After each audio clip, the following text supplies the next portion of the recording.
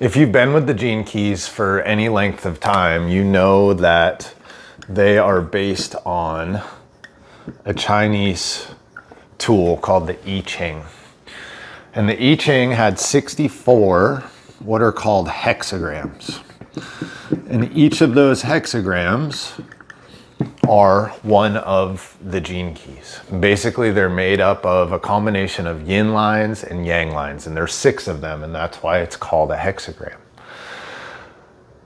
That correlation, as well as the direct correlation to human design, as well as I've been reading a lot about Hermetic philosophy and principles lately, and then it got me thinking about Stoicism and Stoic principles.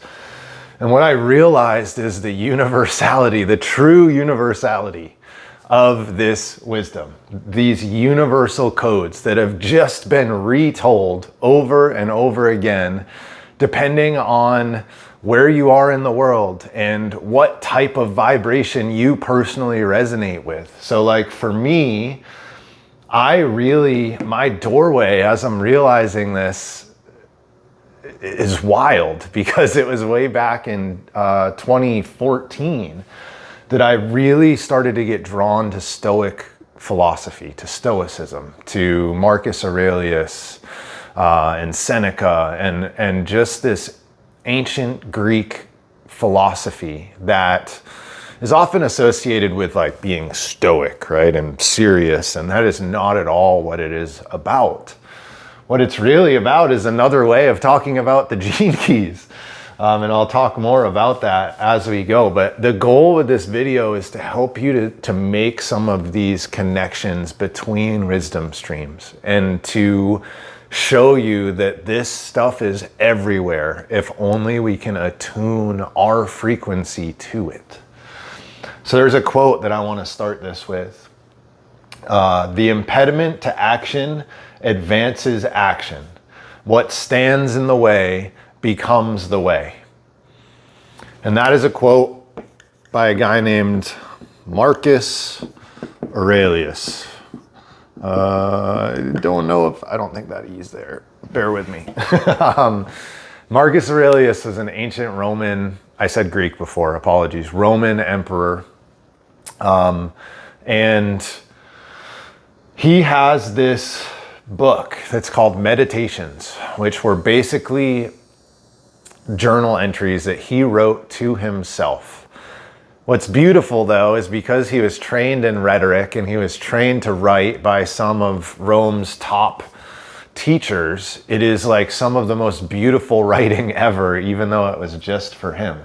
And this is one of the things that comes out of that book. And I'm going to give you a couple book recommendations in this video, and that's one of them. If you've never read Meditations, I'll put the link in the description to the translation that I really love. But if you look at this, the impediment to action advances action. What stands in the way becomes the way. What comes to mind when you hear that as it relates to the Gene Keys? To me, this is a direct reference to every shadow contains a gift.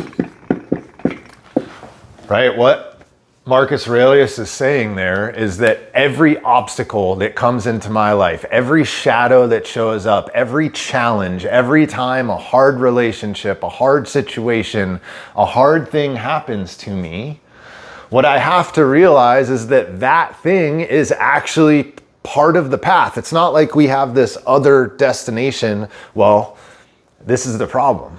In our minds, we do have this other destination, and that's where we're going. And then life throws something into that, throws a wrench in it. And instead of saying, okay, this is now the path to that thing, we fight against it. We struggle against it because we thought we were going this way.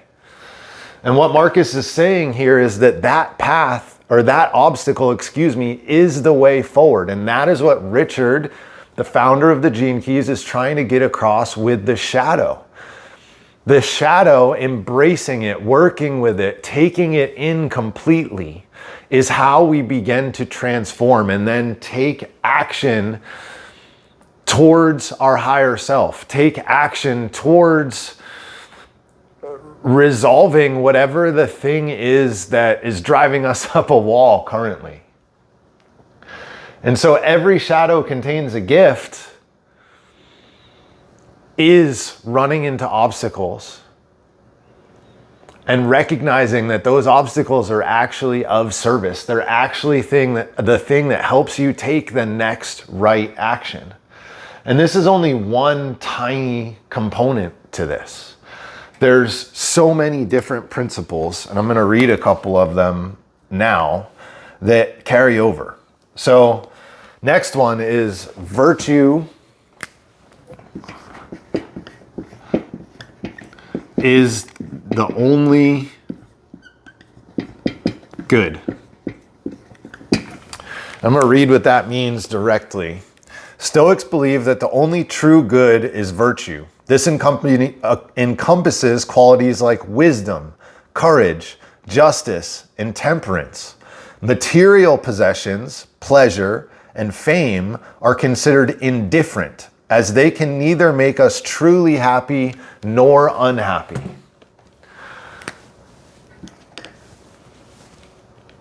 What's that sound like to you? Because to me, that sounds like the illusory world. It sounds like going from the shadow, trying to fill yourself externally with things like material possessions, pleasure, or fame. There's this hollow component piece to it, right? That is the shadow as seen from Stoic philosophy. Chasing those things doesn't actually fulfill you. What fulfills you is turning towards God. It's turning inward, learning who you are and manifesting that in the outer world. And that's why virtue is the only good. The gift teaches us that we are in control of our hearts. We decide how we show up in the world with courage, with wisdom, with temperance. And some of those words are even city words, right? I have justice, which is one of the words listed there as my 60th city. That's my purpose in life. And so the gene keys here are trying to get you to understand what is virtue for you. And what makes the gene keys, in my opinion, even more impactful than something like Stoic philosophy is that it gives you your specific universal codes. How your specific soul is designed to express this virtue for the common good. The next one, the dichotomy of control. Stoics emphasize the distinction between things within our control and things outside our control. We can only truly control our thoughts, actions, and judgments. By focusing on these, we can cultivate inner peace and resilience. So this one is the dichotomy of control. And basically what that means is you have a clear understanding, or the Stoics want you to have a clear understanding of the things in your life that are in your control and the things in your life that are out of your control. Because we waste so much energy, time, and effort fighting to control things that are outside of our control. And again, the gene keys are teaching us that almost everything is outside of our control, with the exception of this virtue, this stuff that is in your heart, your specific universal codes. So at the shadow frequency, we don't recognize this dichotomy of control. We don't recognize that just because a situation was brought into my life doesn't mean that I have to respond to it. Or if I am required to respond to it, it doesn't mean I need to engage with it in a way that lowers my frequency and lowers my vibration. And that brings me to another thing, which this is Yeah, we can erase that. This is Hermetic philosophy. So if you've ever heard of Hermes or the Egyptian god Thoth. So this is Hermetic philosophy. And one of their principles is the principle of vibration. So what I was just talking about, how we respond to an event, to a thing that shows up in our life, affects our vibration. It affects our frequency. And as I read more Hermetic philosophy and found this principle of vibration, which says everything vibrates, nothing is still. And that includes thoughts, that includes matter, that includes emotion. All of those things vibrate at different frequencies, some of which we can see, some of which we can feel, but all of them vibrate. And so what the Stoics wanted you to understand is that by controlling or knowing the things that are in your control and knowing the things that are out of your control, you are able to better understand or better develop maybe or better interact with this principle of vibration. Because if you chase those things that are out of your control, you are just spinning your wheels and starting that downward spiral into the shadow.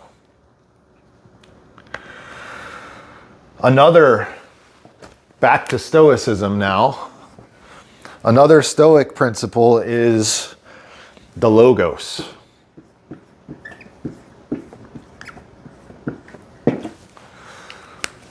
This one's going to sound very familiar. The Logos, or universal reason, governs the universe. Stoics believe that by aligning our actions with the Logos, we can live in harmony with nature and find meaning in life. Come on. All of these philosophies, I don't care where it's from, the religions, all of them that I have seen, point to the exact same place.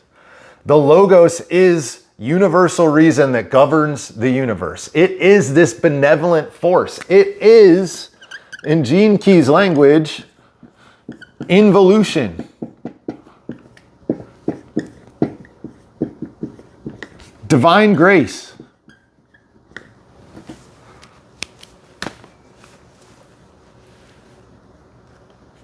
And it's interesting, in 2014, when I started looking at Stoic philosophy really on a deep level, I was not in a place to hear about divine grace, to hear about involution, really to hear about God. And so what the Stoics were able to do for me is it gave me permission to believe that there was an organizing principle, because they call it universal reason. But you could call that God. You could call that universal love. And it was a great trick for me. It was the exact trick that I needed to start to recognize some of these deeper spiritual principles without needing to go into Never Never Land, because I wasn't ready to do that yet. And so the Logos is the thing that when we put our trust in the universe, it is what drives synchronicity.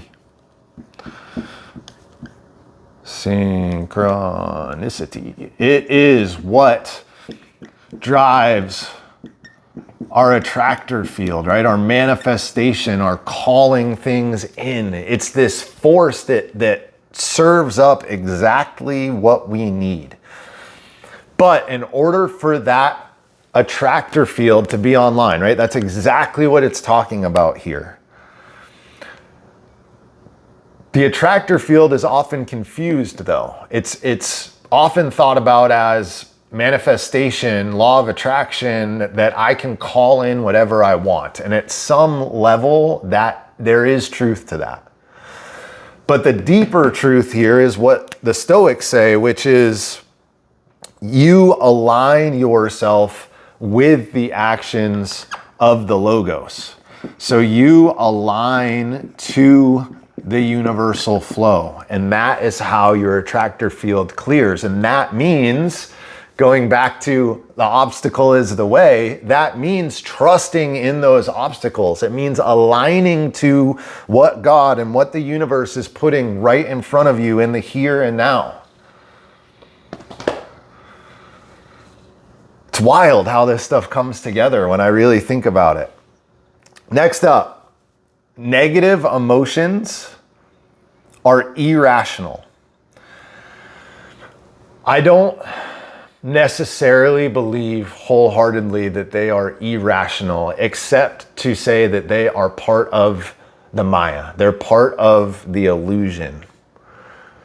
Negative emotion is, on some level, love on a different frequency, love waiting to be transmuted. And that takes me back to another principle from Hermetic philosophy, which is the principle of polarity, which means that everything has its opposite. Everything has two poles.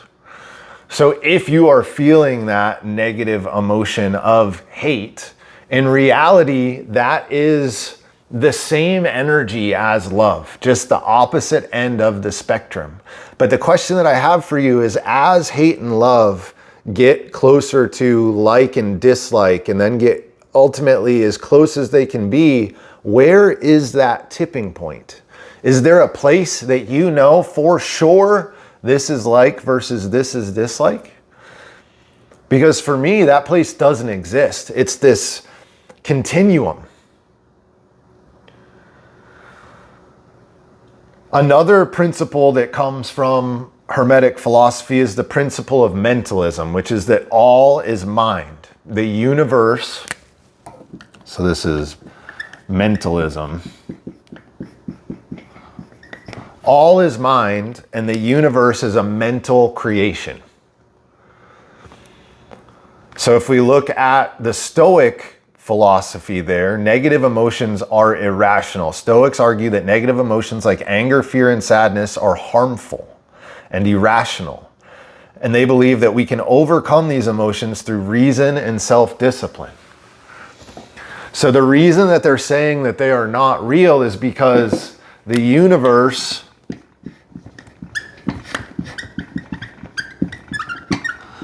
is mind. Everything that we see is a creation from God's mind. We are a reflection of that creation from God's mind. And therefore, those negative emotions are illusion. They are tools that are there to help us learn how to work with them and how to transmute them. Now, very careful. That does not mean they do not exist. It does not mean they are there to teach you something. It does not mean that we can bypass those feelings. I'm not saying that. You've got to learn how to be in them, how to work with them, and eventually what you will find, and this is what I'm finding now, oftentimes, sometimes I full on square in the shadow, but oftentimes I'm able to see through them. I'm finding my core stability, right? That's what this brings up for me, is core stability, the knowing that all of this thought, all of the emotions, as the Stoics are talking about, are just passing through my conscious awareness.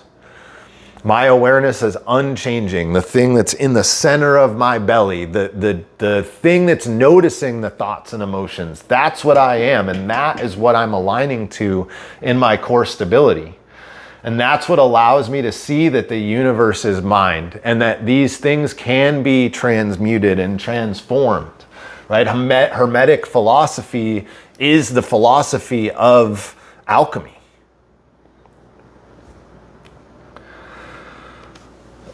The next Stoic principle that I want to touch on is practicing apathy. So as the Stoics mean it, apathy does not mean indifference, but it means a sense of equanimity. So Stoics strive to be indifferent to external events, focused instead on cultivating inner peace and virtue. So this is about finding or developing inner peace and virtue. What's that bring up for you? How do we cultivate that? How do we practice that apathy, quote unquote, which I don't love that word, but that's the word that they used. How do we practice that in the gene keys? Contemplation. By turning inside of ourselves, instead of focusing on external events, we turn it in. We look inside into our hearts, and we know that that is where the magic is. That is the salve that heals your wounds. We are distracted. We are sucked out into the world, and we search and seek by any means possible to try and make ourselves feel whole, to try and make ourselves feel better. We think if we get love in a relationship because we don't love ourselves. We think if we get power by building a business or collecting money. We think if we can only help people that it's going to make us feel better about ourselves. And some of those things are great drivers, but they're driven from this place of, I want to feel more whole. I want to feel better myself. And instead of focusing on those external things, what we can and should do is flip that. Flip it to being apathetic about those distractions, those things that are drawing us out through our five senses, and instead turn inward to look at our heart through contemplation. By opening to the things that are happening. Contemplation is how I had this insight, how I realized that Stoicism, Hermetic philosophy, and the Gene Keys are all saying the same things in different words. And sometimes it is exactly the same. Contemplation is how we open to inner peace. It's how we find our specific codes for virtue, because we start to contact them. We feel them. We have this inner knowing. And when you feel that inner knowing, what you are meant to do, who you are meant to be, that's when this inner peace starts to pour over you. The next Stoic principle is living in the present. Stoics emphasize the importance of living in the present moment. By focusing on the here and now, we can avoid dwelling on the past or worrying about the future. Well, if that's not in every piece of wisdom of all time ever, I don't know what is. Universal codes. And so the present moment is the place that we can interact with the gift. If you are thinking about the future, if you are thinking about the past, you are not going to be able to operate from the gift frequency. The gift means responding to the now as yourself without any conditioning. If you can do that, if you commit to staying in the present moment and just doing what feels true to you without patterning, without conditioning, without thinking about what the other person is expecting of you, that is the gift frequency. And what the Stoics tell us here is that by staying in that present moment, we don't waste so much energy worrying about the past or trying to predict the future, which those things are futile anyway. Not my will, but thy will be done. I cannot control what's happening. And the moment that I start to throw myself into the future, which one of my shadows is fantasy, another one is expectation, then I start to build this story that things are going to go a certain way. And when things don't go that way, this goes back to the obstacle is the way. The obstacle takes me in this direction, and now I think I'm off the way. But this is the way. Once you see it, you just can't not see it anymore. And it's staying in the now that allows us to deal with that obstacle instead of wishing that it was another way because of this crazy future that we built. The next, wow, that's a cool S. The next is service to others. Again, just a direct connection to the gene keys. Richard says that the question of the gene keys that you need to come back to over and over again is this one.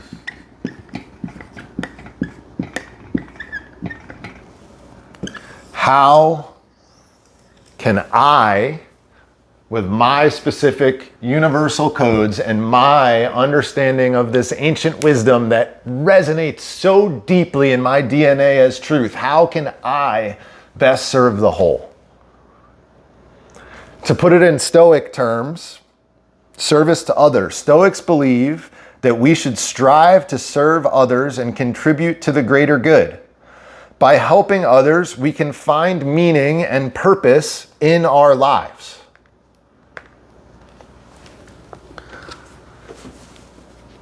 The last pathway in the golden path, which is the one that I still have to do, and it's coming, is the pathway of service.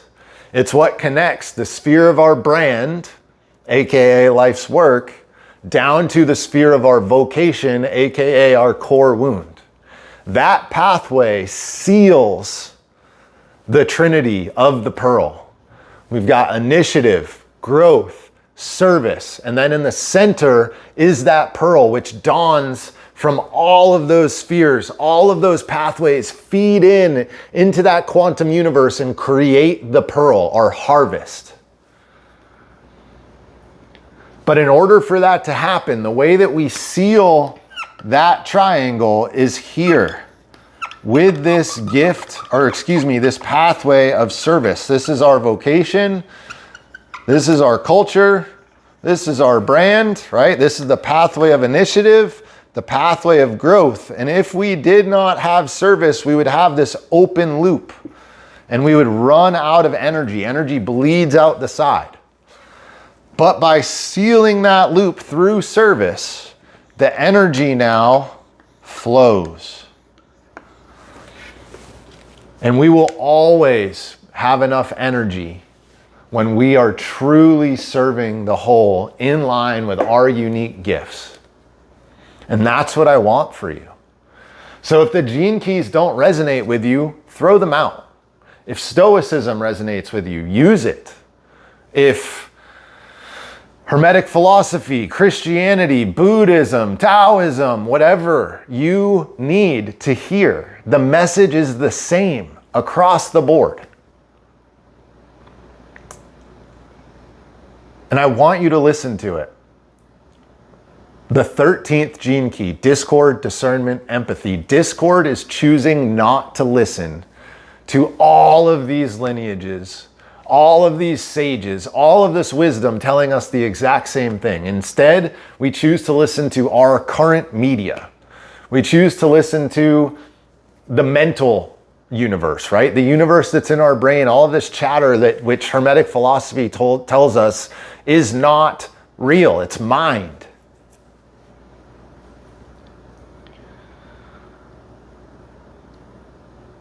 There's a book that I want to tell you about. It is called A Guide to the Good Life, The Ancient Art of Stoic Joy. It's by William Irvine. That was an amazing book on Stoic philosophy, A Guide to the Good Life. I highly recommend you check it out if this resonated with you at all. I hope you can see some of these connections. I'd love to talk with you about them. Our next wisdom call is on Thursday. I'll put a link to register for it. It's a chance to connect with me, to ask questions. And I'm hopeful that these videos that I do and that time to come in and ask questions and have community is super valuable in your evolution and creating space for involution. That feels like enough for today. Thank you for being here with me. Have a good one. Until next time.